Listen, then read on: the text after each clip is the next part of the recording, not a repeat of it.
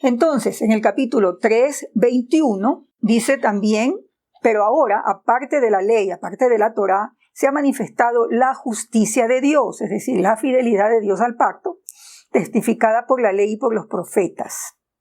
La justicia de Dios por medio de la fe en Jesucristo.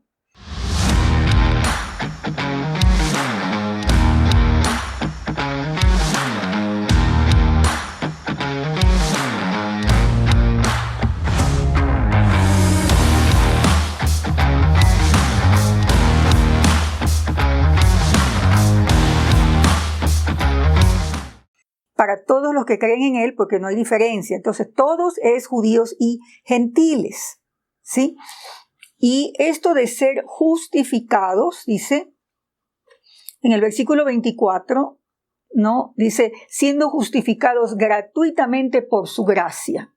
Justificación es, si bien es una metáfora legal, digamos, pero es una metáfora dentro de pacto, donde Dios, que es el que establece el pacto, el juez, dice, estos que creen en Jesucristo están justificados, se ha terminado el exilio, vengan, ya son parte del pueblo, del pacto de Dios y todo está bien, ¿sí?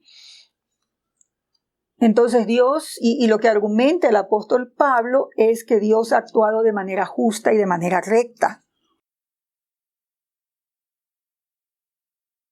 Entonces lo que estamos planteando en este estudio es que la justicia de Dios y la justificación no es algo que Dios imputa en las personas, sino que el juez declara esta justificación en el marco de un tribunal de pacto, ¿sí? Entonces Dios lo hace, ¿sí?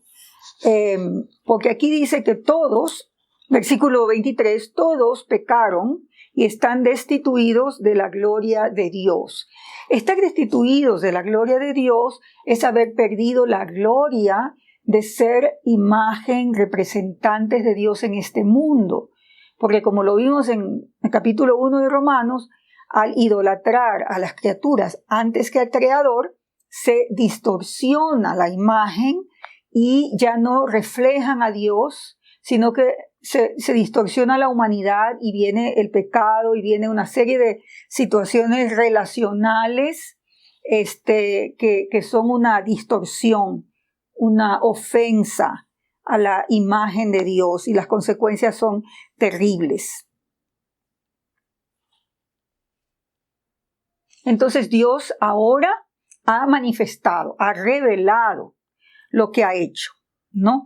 En el versículo 25 dice que Dios puso por propiciación por medio de la fe en su sangre a Jesucristo. Entonces vamos un poquito por partes, ¿ya? Versículo 24. Todos son justificados gratuitamente por su gracia. Entonces Dios, el juez de este pacto, el propietario del pacto de alguna manera, el dueño, el Dios del pueblo, justifica y dice, vengan, los declaro justos, están en orden, están bien dentro de la relación de pacto y son mi pueblo. Y lo hace mediante la redención que es en Cristo Jesús. Redención es lo que se hacía cuando alguien era esclavo, ¿verdad? Y se le pagaba el precio del esclavo. Pero no es cualquier redención. Los judíos en el primer siglo sabían que estaban en exilio y cuando hablaban cuando se reconocía esta necesidad de redención, lo que enseguida venía a su memoria era que habían sido esclavos en Egipto, ¿sí? Entonces, esta redención, otra vez, es en el marco del pacto, es ser rescatados de Egipto, es un nuevo éxodo. Sí, esos son un poco los términos y los conceptos en el Antiguo Testamento. Vean ustedes, profeta Jeremías, por supuesto, de que una vez Dios hizo un éxodo cuando los sacó de Egipto y los ayudó a cruzar el Mar Rojo, y está diciendo que en Jesús es otro nuevo éxodo, ¿sí? Donde Dios los rescata, ¿no? Por la redención que es en Cristo Jesús. Y que esto ocurre con la sangre de Cristo, a quien Dios puso como propiciación por medio de la fe en su sangre para manifestar su justicia a causa de haber pasado por alto en su paciencia los pecados pasados.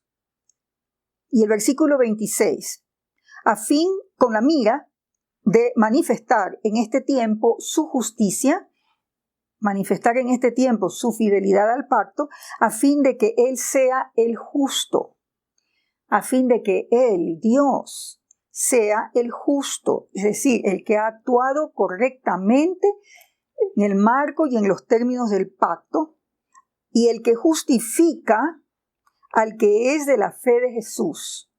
Entonces es Jehová, es Dios todopoderoso, el Dios de Israel, de Abraham, de Isaac, de Jacob, el que justifica.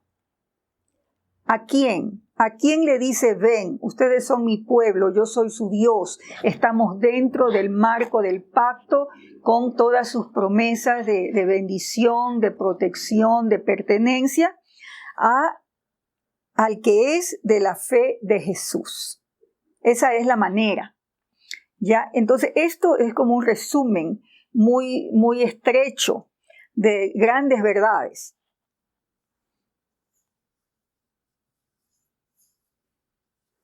La redención es en Cristo Jesús.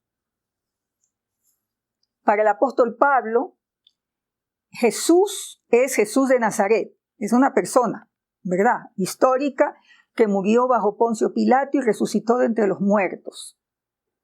Y es Jesucristo, Jesús Cristos. Cristo no es un apellido. Cristo significa Mesías, que reúne y representa al pueblo, ¿no? Al pueblo de Israel, y las personas están en Cristo, significa que cuando las personas están en Cristo, han sido insertados en la familia del pueblo del Mesías. Eso es estar en Cristo. Cristo, desde ese punto de vista, también es una palabra que representa algo corporativo, ¿sí? Ser del Mesías, ser de Jesucristo, es ser incorporados en esta familia mundial del pacto. Y recuerden nomás en Romanos 1, 6, dice que todos ustedes, dirigiéndose a los cristianos en Roma que recibieron la carta, son llamados a ser de Jesucristo, ¿sí? A veces el apóstol Pablo se refiere a la iglesia como Cristos, la familia de Cristos, la familia del Mesías. Eso es un poquito más complejo, pero lo vamos a ir mirando más adelante.